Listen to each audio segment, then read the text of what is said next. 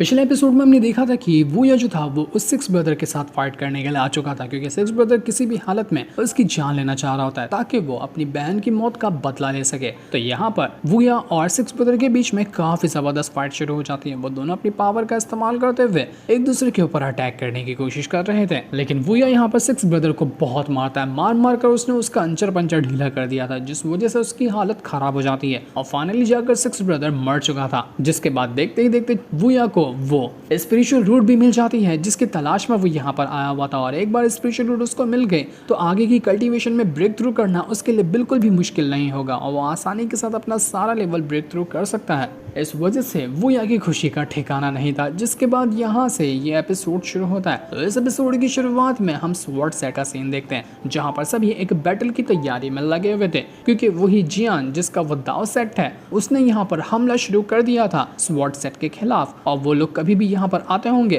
ताकि sword set को बर्बाद कर सके। तो इसलिए यहाँ पर सभी लोग मिलकर बैटल किस तरह से खेला जाएगा इसकी प्लानिंग कर रहे होते कि कैसे हम यहाँ पर इस बैटल को जीत सकते हैं। वो लोगों के पास हिसाब किताब भी था कि दाव सेट के अंदर कितने ज्यादा स्ट्रॉन्ग बंदे हैं। उनको पता चलता है कि वहाँ पर 9 इमॉर्टल रैंक के बंदे हैं, कुछ डीमंस वगैरह हैं और काफी सारे खतरनाक डिसाइपल भी मौजूद हैं, जो यहाँ पर किसी भी तरह से हम स्वॉर्ड सेट वालों की वाट लगाने को तैयार हैं। तो हमें कैसे भी करके उनका मुकाबला करना पड़ेगा, और अगर नहीं कर पाते तो किसी भी टाइम में वो लोग अगर हमारे स्वॉर्ड सेट को बर्बाद कर देंगे। हमारे पास कोई तरीका नहीं है जिसकी मदद से हम यहाँ पर उस दाव सेट को हरा पाएंगे। तो हमें अब क्या करना चाहिए अपने सेट को प्रोटेक्ट करने के लिए? किसी के पास भी कोई जवाब नहीं था, लेकिन सवाल ढेर सारे थे। पर एल्डर शिंटो कहने लग जाते कि मुझे गारंटी लगती है कि हम लोग यहाँ पर इस बैटल को जीतेंगे, और वो दाव सेक्टर वाले इस बैटल को नहीं जीतने वाले, क्योंकि मुझे मेरे डिसेबल वगैरह के ऊपर पूरा भरोसा है। वो अपनी जान दे देंगे लेकिन कभी पीछे नहीं हटने वाले। तो अगर हम यहाँ पर उस दाव सेट के साथ खिलाफ जाकर बैटल शुरू कर देते हैं ना, तो यही हमारे लिए सबसे बेस्ट ऑप्शन होगा।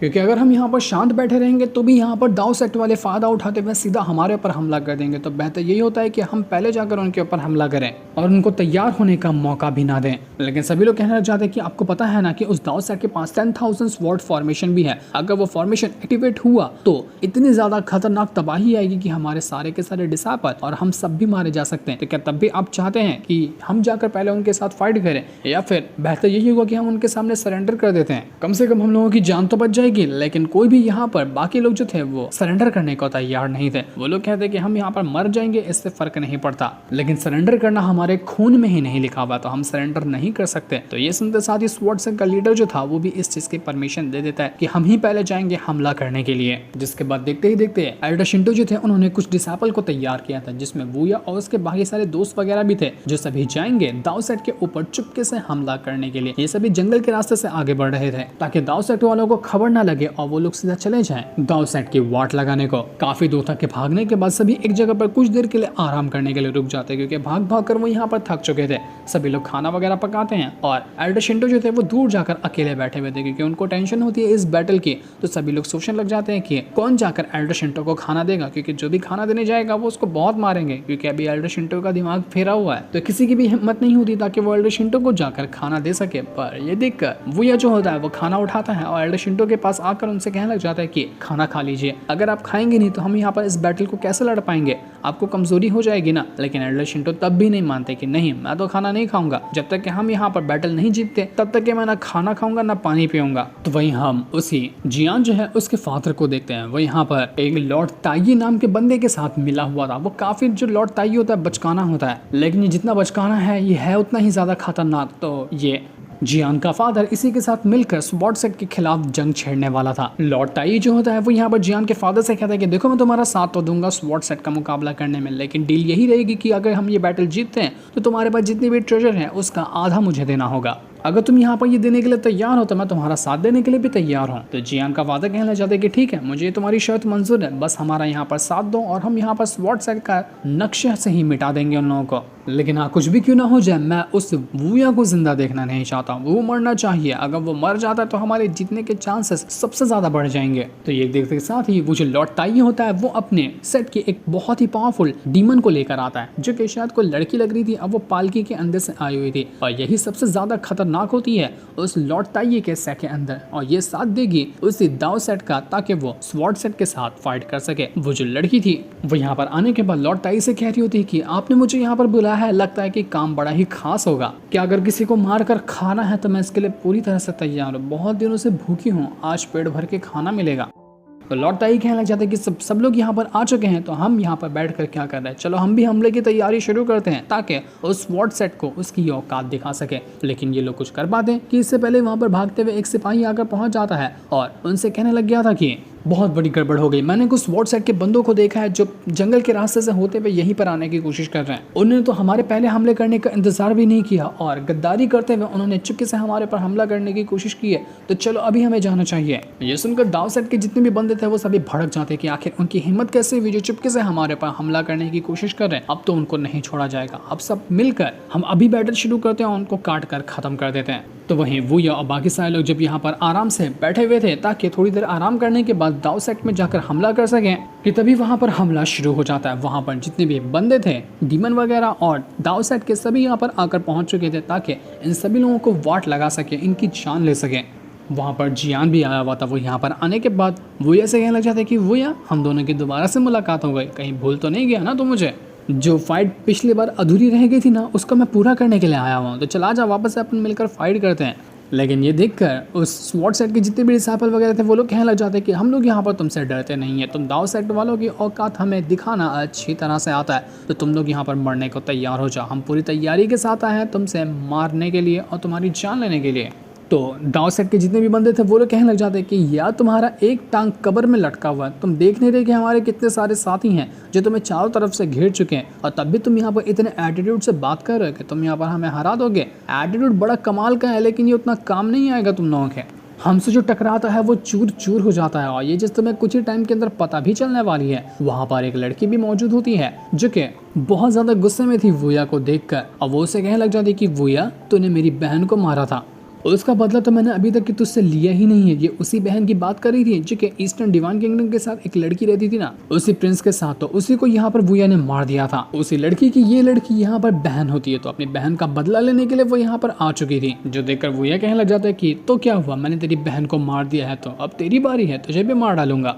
उसके बाद अगर तेरा कोई और भाई बहन बचा होगा तो उसको भी कह देना, वो भी यहाँ पर आ सकता है, मैं उन लोगों को भी काट कर रख दूंगा, क्योंकि मुझे डीमंस वगैरह से बिल्कुल ही नफरत है, मैं उनको बर्दाश्त नहीं कर सकता। एक बंदा जो था वो यहाँ पर वूया से कहने लग जाता है कि वूया तो सोच रहा होगा ना कि हमने तुझे यहाँ पर ढूंढा कैसे, इतने बड़े जंगल के अंदर तेरी लोकेशन ढूंढना हमारे लिए बिल्कुल भी मुश्किल नहीं था, क्योंकि तूने उस डिमोनिक कल्टीवेटर को मारने के बाद उसका स्टोरेज बैग चुरा लिया था ना। स्टोरेज बैग के अंदर एक ऐसी चीज मौजूद थी जो हमें लोकेशन बता सकती है कि तू कहाँ कहाँ जा रहा है। तुझे लगा होगा कि स्टोरेज बैग चुरा कर उसके अंदर से कमाल की चीज तुझे मिलेगी, लेकिन अफसोस कि वही तेरे लिए मुसीबत की घंटी बन गई और हम यहाँ पर तुरंत ही तेरे पास आकर पहुंच गए। जो कि वो स्टोरेज बैग वूया ने नहीं चुराया था, बल्कि वहाँ पर जमीन पे गिर गया था, तो उसके बंदर ने उसको अनजाने में उठाकर अपने पास रख लिया था, और वही स्टोरेज बैग यहाँ पर वूया के लिए मुसीबत की घंटी बन चुका था। उनका प्लान फेल हो गया कि वो पहले जाकर दाव सेट के ऊपर हमला करे। इस वजह से दाव सेट वाले पहले ही उनसे मुकाबला करने के लिए पहुंच गए। तो अब यहाँ पर सभी को बैटल की तैयारी शुरू करनी थी। एल्डर शिंटो जो थे वो यहाँ पर अपने सभी डिसेबल को मोटिवेट कर रहे होते कि जाओ और जाकर इन सभी को खत्म कर दो, दिखा दो कि तुम लोग यहाँ पर क्या कर सकते हो और तुम्हारे अंदर कितनी ताकत है। तो ये सुनते साथ ही जितने भी लोग थे सभी यहाँ पर अपनी पावर का इस्तेमाल करते हुए उस दाव सेट के बंदों के साथ फाइट करने के लिए जा चुके थे। और अब देखते ही देखते यहाँ पर एकदम खतरनाक बैटल शुरू हो जाता है। एल्डर शिंटो सभी को मोटिवेट कर रहे थे कि हमें यहाँ पर ये बैटल जीतना ही है, चाहे कुछ भी क्यों ना हो जाए, हम इस बैटल को नहीं हार सकते। तो अब देखते ही देखते स्वॉर्ड सेट के डिसेबल और दाव सेट के बंदों के बीच में एक खतरनाक बैटल शुरू हो चुका था। सभी एक दूसरे को यहाँ पर जान से मारने की कोशिश कर रहे थे। डिसेबल वगैरह उन सभी दाव सेट के बंदों के साथ फाइट कर रहे थे। तो वो या जितने भी उसके पुराने दुश्मन थे, जैसे कि उस लड़की जिसको उसने मारा था उसकी बहन से फाइट करना, जियान से फाइट करना, ये काम वूया का था। वो अपने पुराने दुश्मनों के साथ फाइट कर रहा होता ताकि उनको उनकी औकात दिखा सके। लेकिन जैसे वो उस लड़की को मारने की कोशिश कर रहा था, वो लड़की वूया के सब अटैक से बच रही होती है। तो वो कहती है कि तू मेरा कुछ नहीं बिगाड़ सकता, तेरे अटैक का मुझ पर कोई असर नहीं होने वाला है। पर तभी वूया तुरंत यहाँ पर अपनी फ्रीज टेक्निक का इस्तेमाल करते हुए उस लड़की को स्टॉप कर देता है, जिस वजह से वो लड़की यहाँ पर अब हिल ही नहीं पा रही थी। वूया के ऊपर ऊपर अटैक करना तो बहुत दूर की बात है। वो ये कहने लग जाता है कि अब तुझे दिखाता हूँ कि असल में मुझे मारना कितना ज्यादा मुश्किल है। जिस तरह से मैंने तेरी बहन को मारा था ना, उससे भी बुरी तरीके से आज मैं तुझे मारने वाला। तो वो तुरंत ही अपने ड्रैगन स्पिरिट को समन कर लेता है और उसके ड्रैगन स्पिरिट ने चीथड़े उड़ा दिए थे उस लड़की के, जिस वजह से लड़की की हालत खराब हो चुकी थी। पर किस्मत से अभी तक वो मरी नहीं थी। इतना मार खाने के बाद भी वो अभी तक जिंदा थी। तो वहीं बाकी लोग जो थे वो भी अभी यहाँ पर सभी के साथ फाइट कर रहे होते हैं, लेकिन दाऊ सेट के जितने भी बंदे थे उनके साथ डीमन वगैरह भी शामिल हो गए थे। इस वजह से उनको हराना बहुत ज्यादा मुश्किल लग रहा था। वूया के जितने भी दोस्त थे वो सभी यहाँ पर फाइट करते करते बहुत ज्यादा थक चुके थे, उनकी हालत खराब हो चुकी थी। तब वहां पर जैसे ही जियान आकर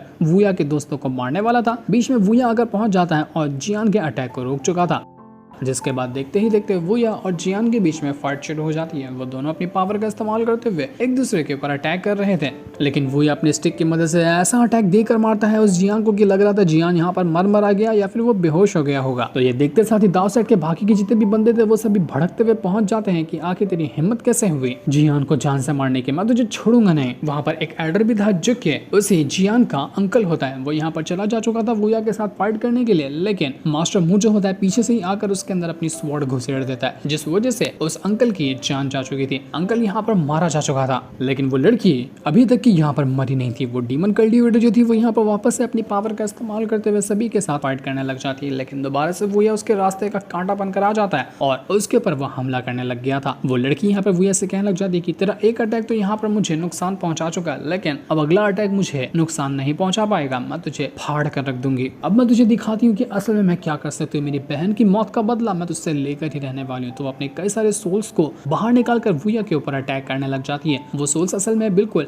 स्कल जैसे लग रहे थे और उन स्कल ने वूया को चारों तरफ से घेर लिया था, जिससे बचना वूया के लिए काफी मुश्किल नजर आ रहा था। लेकिन वूया को इससे कोई फर्क नहीं पड़ता। वो तुरंत ही अपने यहाँ पर 4 ड्रैगन स्पिरिट को बाहर समन कर लेता है और उसकी मदद से उसने उन सभी स्कल के ऊपर अटैक करना शुरू कर दिया था। पर तब भी स्कल तो खत्म होने का नाम ही नहीं ले रहे थे। जितना को मार था उससे डबल यहाँ पर आकर स्कल पहुंच जाते, जिसने वूया को चारों तरफ से घेर लिया था और उसके साथ यानली भी मौजूद होती है। दोनों यहाँ पर घिर चुके थे। वो लड़की कहने लग जाती कि मैंने कहा था ना कि तू मेरा कुछ नहीं बिगाड़ सकता, अब तू मरेगा, तुझे मैं जान से मार डालूंगी। वो किसी तरह के खास तालिस्मान का इस्तेमाल कर लेती है जिसका नाम डिस्ट्रस्टिंग तालिस्मान था, और किसी के ऊपर भी इसका इस्तेमाल कर लिया जाए तो वो पूरी तरह से इंसान बर्बाद हो जाता है। इतनी बुरी हालत उसकी हो जाती है कि वो कुछ करने का लायक ही नहीं बचता। तो वो लड़की जैसे ही इस तालिस्मान का इस्तेमाल वूया के ऊपर करने वाली थी कि वूया तुरंत ही उस तालिस्मान को पकड़कर उसके ऊपर ही रिटर्न भेज देता है कि बड़ा मुझ पर अटैक करने की कोशिश करी थी, अब जरा इस तालिस्मान का अटैक खुद तो खा कर देख कैसा मजा आता है, मुझे देखकर तो काफी खुशी मिलेगी, मैं भी तो देखूंगी तेरा तालिस्मान कितना ज्यादा कमाल का था। तो जैसे तालिस्मान का अटैक उस लड़की को लगता है, लड़की बिल्कुल पागल हो गई थी। अब वो खड़े होने के लायक भी नहीं बची होती है, उसकी हड्डियां वगैरह सब टूट चुकी थी। ये देखकर जितने भी सोल्स वगैरह थे अब यहाँ पर उसी लड़की के ऊपर ही हमला करना शुरू कर देते हैं, क्योंकि तालिस्मान का अटैक उसको जाकर लगा था तो उसके सोल्स को लगा कि यही वो दुश्मन है। तो अब बेचारे अपने ही अटैक की वजह से मार खा रही थी, इसलिए वो यहाँ पर उस लड़की को छोड़कर बाकी दुश्मनों के साथ फाइट करने के लिए चला जाता है। लेकिन तभी वहां पर एक बंदा था, जब वो देखता है कि यहाँ पर वो लोग नहीं जीत पा रहे और वूया और उसके दोस्तों ने उनकी हालत खराब कर दी है, तो वो अपने सभी साथियों को वहां से भगाने की कोशिश करता है। वो एक पोर्टल क्रिएट करते हुए सबको वहां से भगा रहा था, जिसमें यहाँ पर वो उस लड़की को भी यहाँ से टेलीपोर्ट करके गायब कर देता है। सभी लोग यहाँ पर उसको पकड़ने की कोशिश करते ताकि दुश्मन लोग यहाँ से भाग ना सके, लेकिन तब तक के वो लोग वहां से जा चुके थे। सभी दाऊ सेट के बंदे जो थे वो अपना दुम दबाकर यहाँ से भाग निकले।